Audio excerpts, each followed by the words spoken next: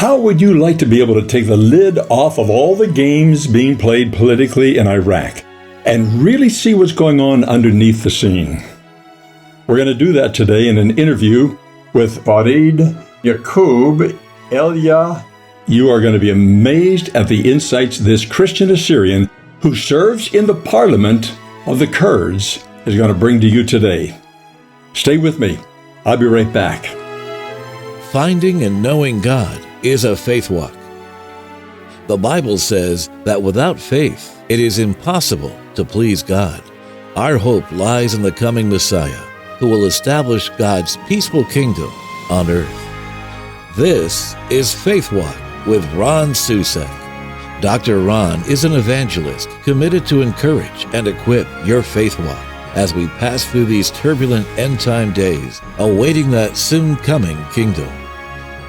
Here again is Ron Susek.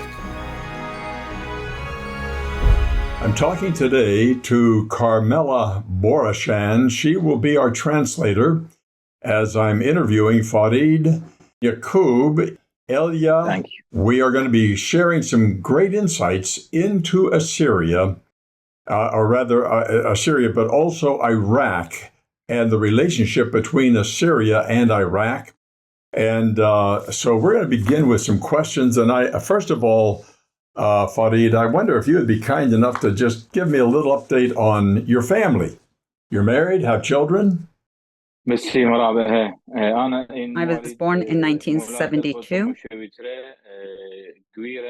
He is married. He has 4 children, 2 boys, 2 girls.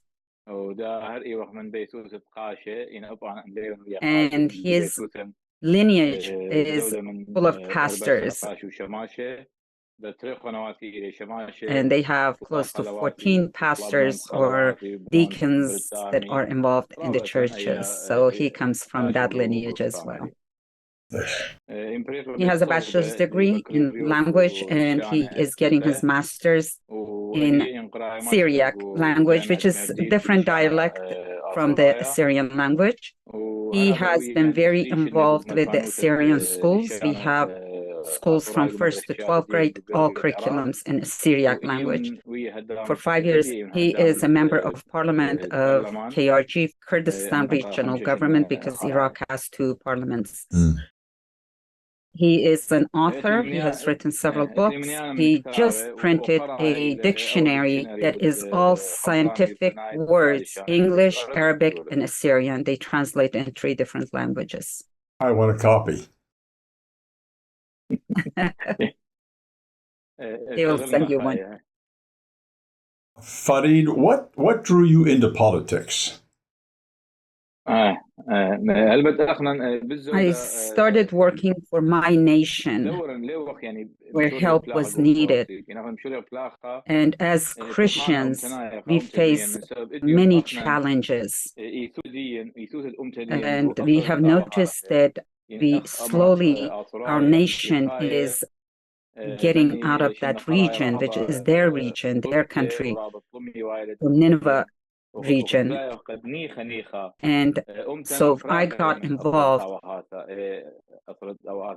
in not just my colleagues as well, in the culture aspect of our nation, education, politics, in order to be able to voice the plight of Assyrians. And everywhere that help is needed for my nation, I am involved in it. I stand in the position to help my people teach our own people their own history, their own language. Because of so much fraudulence in that country, I and my colleagues have to get involved in politics in order to make sure that rights of Assyrians Christians is not lost. That's why I and my colleagues are more involved in the politics of it too. I was born in a village called Villa, had more than 200 years.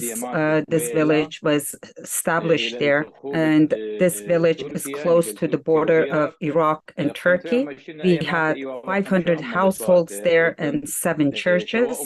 Because of PKK, which is a communist party of Kurdish people that resides there, Turkey keeps attacking them, throwing bombs. It has basically destroyed that village that resided there for 200 years. What do we do now in order to survive? We are looking for a place. This is the only last chance left for us to survive there. Our own homeland, our ancestral homeland, either a Nineveh Plain governorate or somewhere a little bit in the north. We have to do something in order for our people to be able to survive. We're going to be coming back to that, what you're saying in the near future. Okay. That's critical information. Hi. Now, Dr. Ron has been talking to us about the end time days and wants us to prepare for the coming kingdom. And he has written a book titled The Assyrian Prophecy that is a missing part of the end times puzzle. And he who sat on the throne said, Behold, I make all things new. Write, for these words are true and faithful. The world is not ending. God is preparing a new world soon to begin.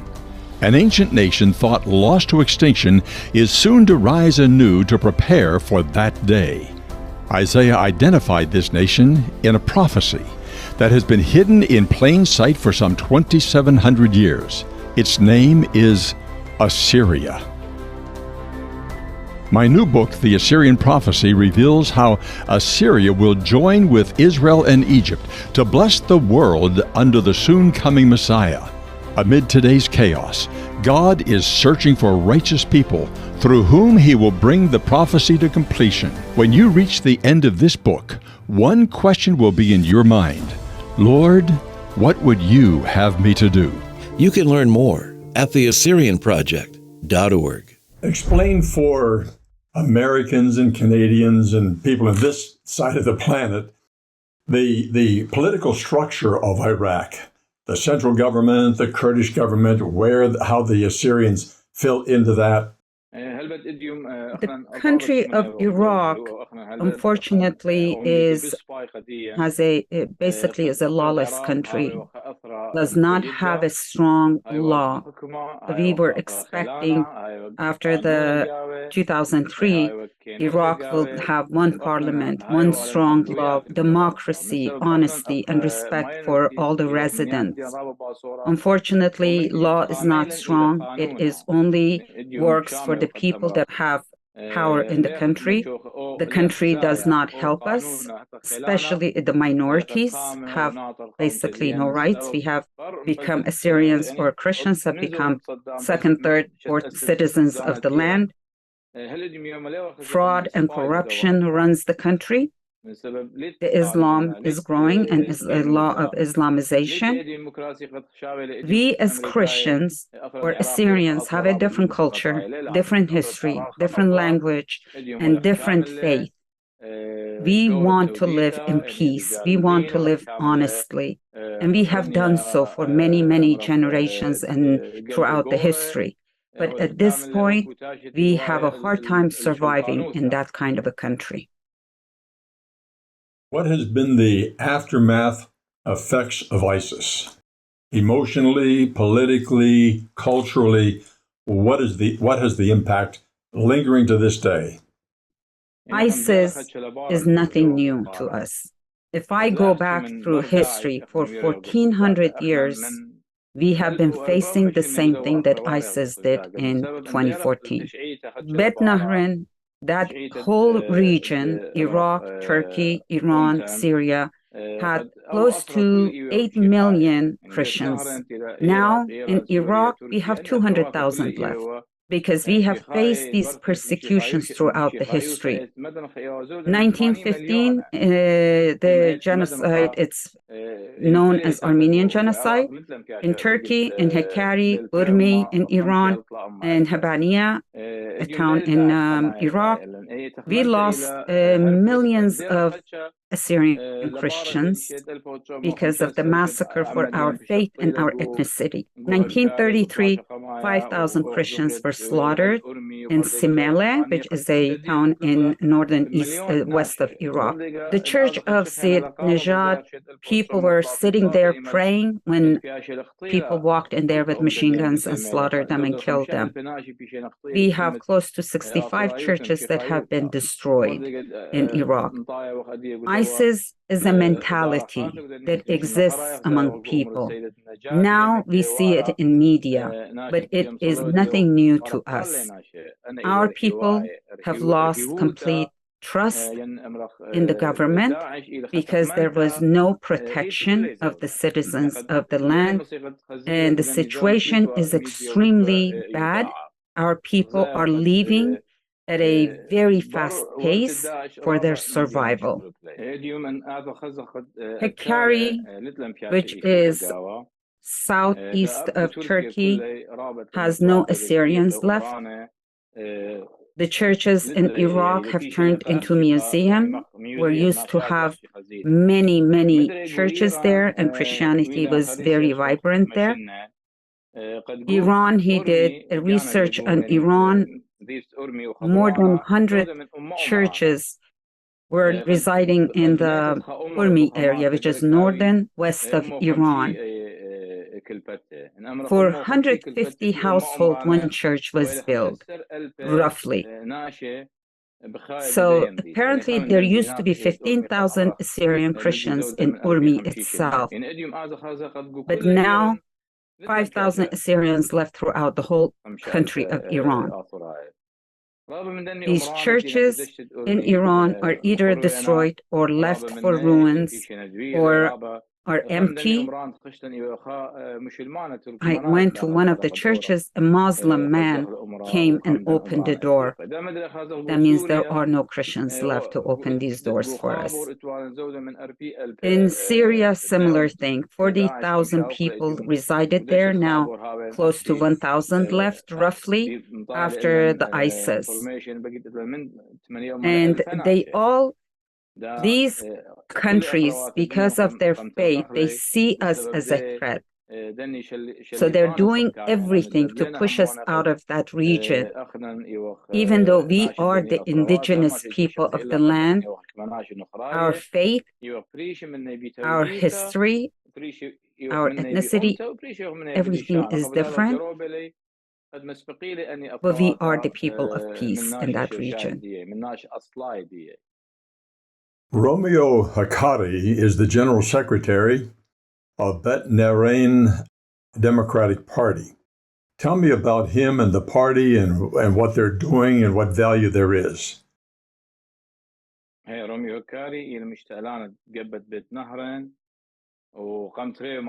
Hakkari is a president of Bet Nahrain Party. He was elected recently again as a president. What he does is what he thinks is correct, but we do not agree the way he runs things. I bring all the needs of my nation to the table with KRG government of Kurdistan and the central government of Iraq.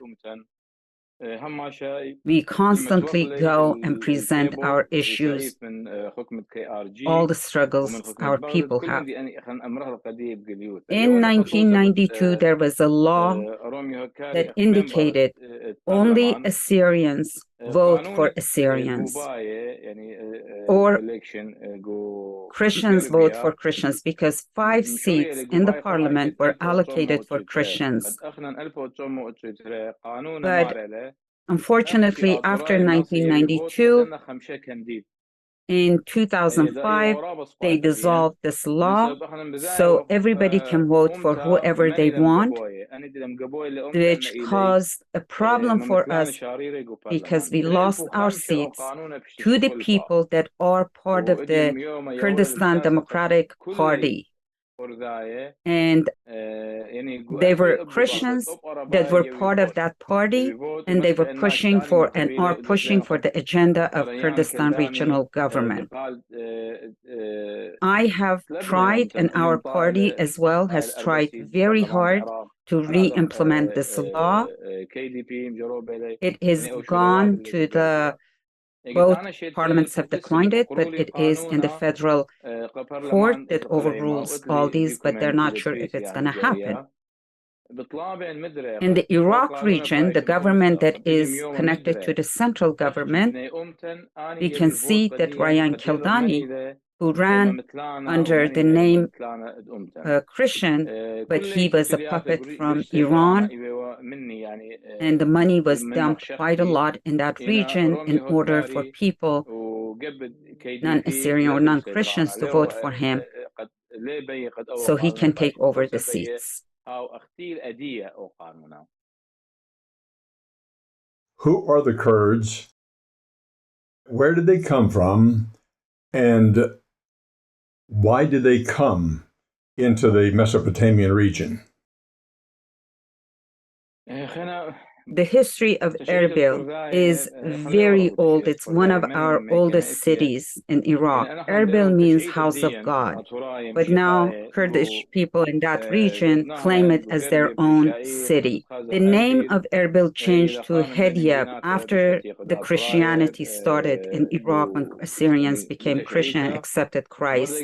Many patriarchs lived in the city of Erbil. City of Nuhadra or Duhok has more than 4,000 years of history. Changes has happened, as I mentioned, for more than 1,400. We have been the victim of Islam. We have been slaughtered, killed, kidnapped, and everything else that they tend to do to Christians. Our number is decreasing, their number is increasing. We want to live in peace. This is our faith. As Christian, we don't want to fight. We are very peacefully addressing all our issues. As you can see, Patriarch Mark Benjamin Shimon was killed by simple that they are putting him on pedestal and talking very highly of him in the history books. Between 1840 to 1920, 250,000 Assyrian fighters were killed by Kurds and Turkish people in the Hakkari region. So even if we want to fight, they're more in numbers than we are, but we are not fighters. Every inch of that land speaks of our history. Every inch that they look into its Assyrian history, we are indigenous. Kurds don't have a history there, even though they're claiming it. In 1514, the Kurdish names start coming out. That's when we start hearing about Kurdish people. Psalm 62:5. For God alone, O my soul, wait in silence, for my hope is from Him. There are endless reasons why people feel incomplete. Those reasons are like false gods commanding your heart. Look to God alone for your value and purpose. Look to God alone to deliver you from assaults. King David had armies wanting to kill him. David had family and friends wanting to destroy him. He gave the secret of the solution. Psalm 62:5. For God alone, O my soul, wait in silence, for my hope is in Him. Just recently, a man whose name I can't pronounce, Jevrai, 91 years of age, in Turkey. He returned to Turkey just recently to rebuild his life in his home, and he was shot dead with 5 bullets. Recently in Iraq, because of a curfew, a man was trying to rush his wife to the hospital, an Assyrian rushing his wife to the hospital at 2 in the morning, and they would not let him through a stopping post. And fortunately, I understand that his wife survived. But is this simply the tip of the iceberg of the kind of things that are being done to oppress the Assyrian people? This gentleman, Jervan, 91 years old, in Turkey, he lives there. That is his village. It's a Syrian village. All his children live in Western countries. He wanted to live there, that they killed him. The other one, the curfew in Iraq, the Nala region is a mountainous agricultural land, has 7 Assyrian villages. They live there. The checkpoints that they're putting them before you enter Nala, which causes a lot of hardship for the people in that region.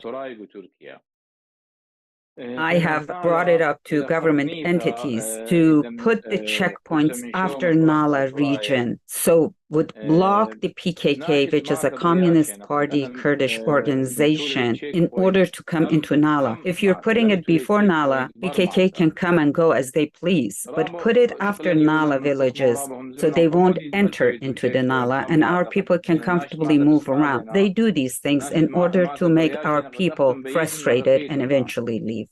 What should Christians in the West and other parts of the world that is not under this kind of a problem, what and how should they be praying? We want prayer, help us financially, work for the cause of Assyrian, talk to the American government. They removed Saddam, but after removal of Saddam, all of these things start happening. America has enough power to put pressure on governments of Iraq regarding the land grabbing that is happening, Islamization law of election, and law of Simele. These are the things that need to be addressed and put pressure on United States government because they do have the power. They still have power in Iraq. Israel was enslaved under the Persians. First the Assyrians, then the Babylonians, then the Persians.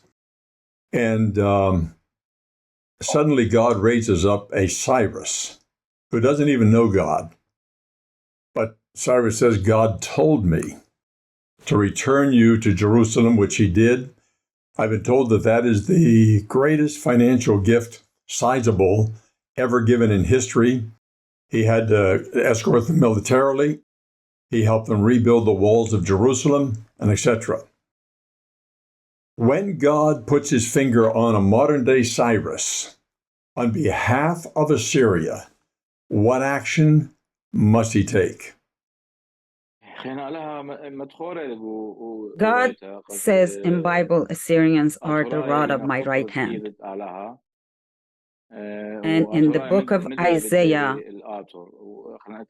we believe in the promise that God has given that we will return. We have faith in Christ and in the Bible. And we believe in the future of Assyrians. However, our lives are short. We see our people leaving. We see how we're shrinking. But our tolerance and understanding of God's is very limited. But we still have that faith that He will raise us up. The Assyrians have two advantages that I see. Number one, they are the historic possessors for 4,000 years of Mesopotamia, the land between the rivers. And they also are named in a prophecy, and when God gives a prophecy, that is as binding as a covenant to God. It has to happen, because every word that comes out of the mouth of God never returns void. That is our hope. My passion is to do everything that I can by the power of God and by the means that He provides to make the church at large aware of this prophecy and the people of Assyria, what they're going through today, what they need to have, as well as hopefully God will use that to awaken governments. Just address what I've said in your perception of how you would word that. We have hope, we have faith, and I hope you will be successful. We have more than 4,000 years of history in that region. But for the last 1,400, we've been slaughtered and killed. But due to our faith, we call ourselves martyrs for Jesus. Thank you so much. That's a beautiful answer. Thank you. You are obviously a man who speaks truth. Very kindly, but very forthrightly, you speak truth. That's not a safe thing to do in not only in Iraq, but increasingly here in America, as you well know.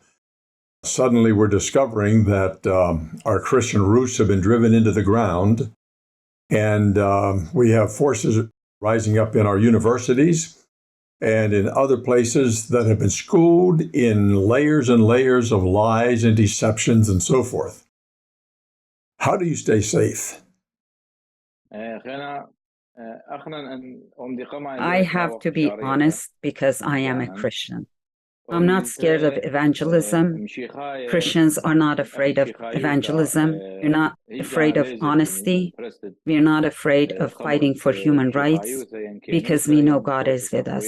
All Christians have God's Spirit, and that's what is the force behind us. My life and our lives is in the hand of God.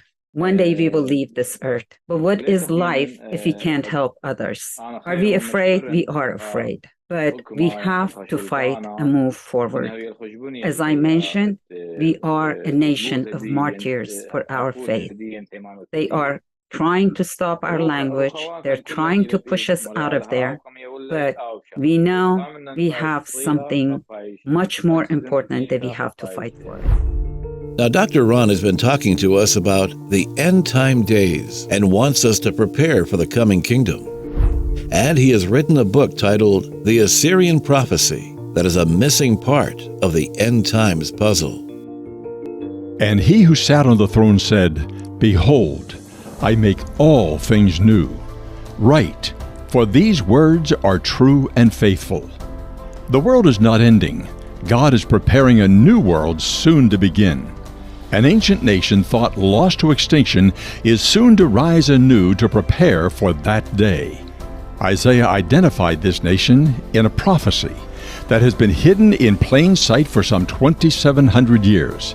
Its name is Assyria. My new book, The Assyrian Prophecy, reveals how Assyria will join with Israel and Egypt to bless the world under the soon-coming Messiah.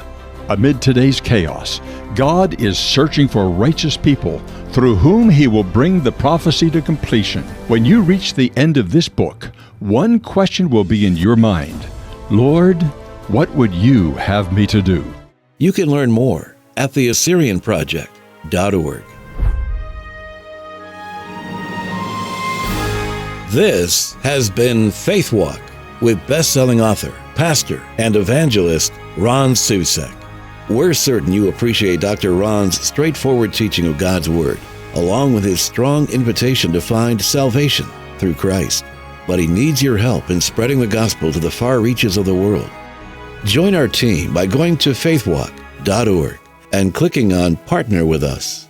Please accept and enjoy your copy of The Assyrian Prophecy as our personal thank you for standing with us at FaithWalk. Well, thanks for being with us today, and we hope you'll join us again next week as we find courage for the journey in our Faith Walk.